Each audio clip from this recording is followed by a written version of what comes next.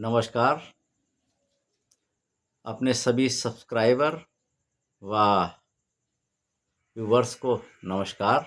मैं अनिल कुमार सिंह आज आपको बहुत ही इंटरेस्टिंग एक कहानी सुनाने जा रहा हूँ, जो अभी अभी दिमाग में आ गई तो मैंने कहा इसको रिकॉर्ड कर ले। देखिए, सभी लोग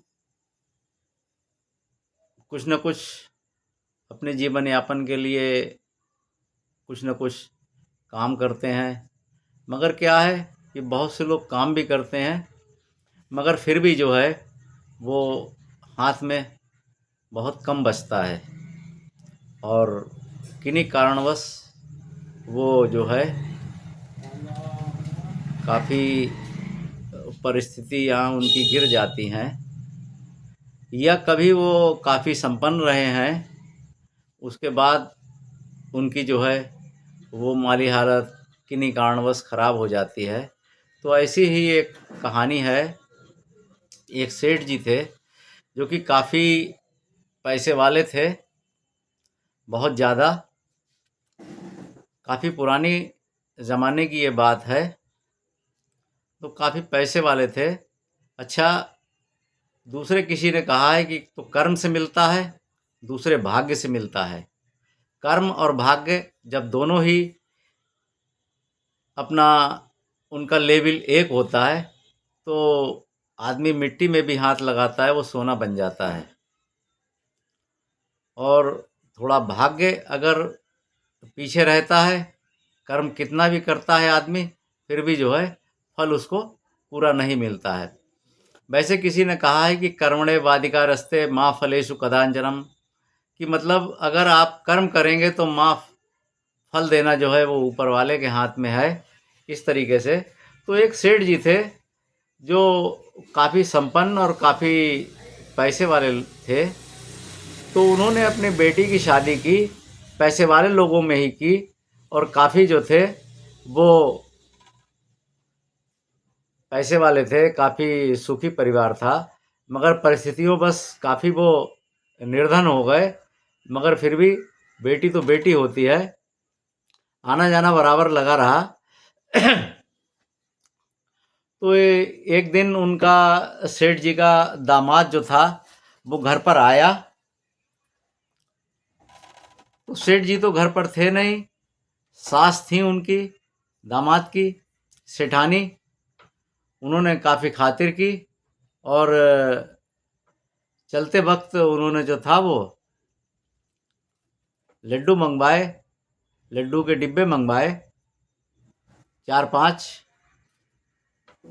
और उस लड्डुओं में उन्होंने मदद करने के लिए, मतलब अगर ऐसे मदद करते हैं ना तो ये अपने मन में सोचेंगे कि भाई ये मतलब इतना मदद क्यों कर रहे हैं, मतलब उसको जो है वो आत्मग्लानि होगी कि लो हम मतलब जो है थोड़ा सा गरीब है तो ये अपना पैसा दिखा रहे हैं।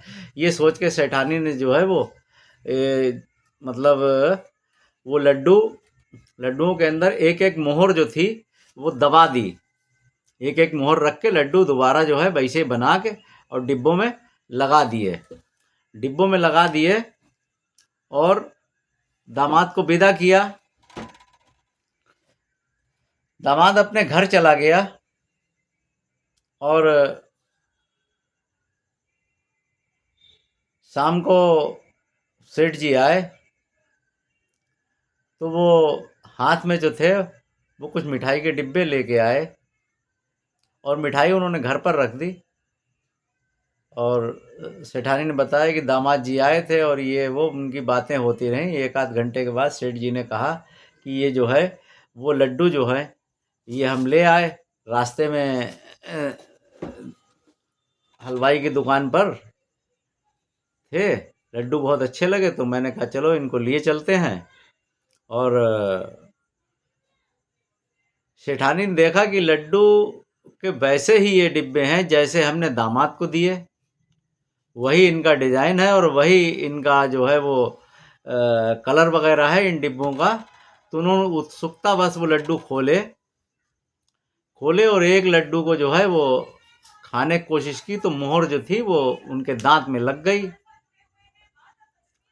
जब दांत में लगी तो उन्होंने सारे लड्डू जो थे वो धीरे धीरे करके जो थे फोड़े, तो पता चला कि वो लड्डुओं के अंदर मोहर है। और वापस उनका ये तो हमने दामाद जी को दिए थे। अच्छा, दामाद ने क्या सोचा कि हम इतनी मिठाई घर पर ले जाएंगे, थोड़ा अगर ये हलवाई को हम वापस बेच देते हैं तो कुछ पैसे मिल जाएंगे, हमारा इसमें कुछ खर्चा पानी चलेगा। तो उसने जो है वो लड्डू जो थे वो हलवाई की दुकान पर बेच दिए। हलवाई की दुकान पर बेच दिए और जो है वो पैसे लेके वो चले गए।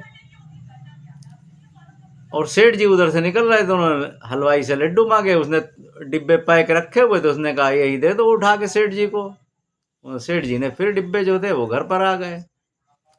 उन सारे डिब्बों में मोहरें जो थी वो सेठानी ने दी थी इधर, और उधर वो वापस आ गई। अब कहने का तात्पर्य यह है कि इस कहानी से आप क्या समझे? यह है भाग्य की कहानी। जिसके भाग्य में होता है उसको मिलता है। अब सेठानी ने तो उनको मोहरें दी थी, मगर वो उनके भाग्य में नहीं थी।